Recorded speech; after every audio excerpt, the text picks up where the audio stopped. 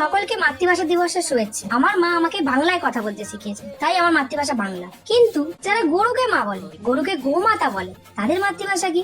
দয়া করে আমার কমেন্ট বক্সে আপনারা জানিয়ে যাবেন। সরি, কমেন্ট বক্সে রিপ্লাইটা দিতে পারলাম না, কজনেরই বা চোখে পড়বে, তাই এই ভিডিওতে রিপ্লাইটা দিলাম। ইনি হলেন সুমনা।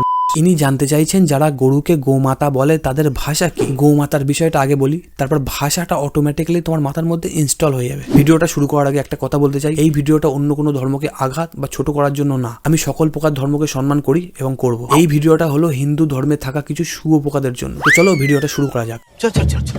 আমিও গরুকে গোমাতা ভাবি, এবং আর যারা আছে গরুকে গোমাতা ভাবে তাদেরকে বলছি, আমাদের মধ্যে যারা আছে গরুকে গোমাতা ভাবে না, তাদেরকে জোর করে গরুকে গোমাতা বলানোর কোনো অধিকার আমাদের নেই।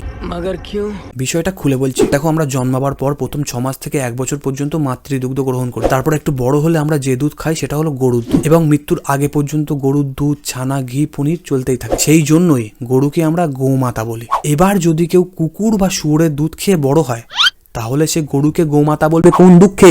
যারা কুকুরের দুধ খেয়ে বড় হয়েছে তারা কুকুরকে কুমাতা বলবে, যারা শুয়োরের দুধ খেয়ে বড় হয়েছে তারা শুয়োরকে সুমাতা বলবে। গরুকে গোমাতা বলার কোনো প্রশ্নই আসে না। তবে দিদি, তুমি যেমন একটা প্রশ্ন করলে, আমিও একটা প্রশ্ন করতে চাই। ওই গরুর দুধ তো প্যাকেটে বিক্রি হয়, কিংবা বাড়ির পাশে যদি কেউ দুধ বিক্রি করে সে ঘটি কিংবা বোতলে করে দিয়ে যায়, কিন্তু শুয়োর বা কুকুরের দুধ তো কোনোদিন ওইভাবে বিক্রি হতে দেখিনি। তাই বলছিলাম, তোমরা কি ডাইরেক্ট দুধের বাঁটে মুখ দিয়ে চুষে চুষে দুধ খেতে?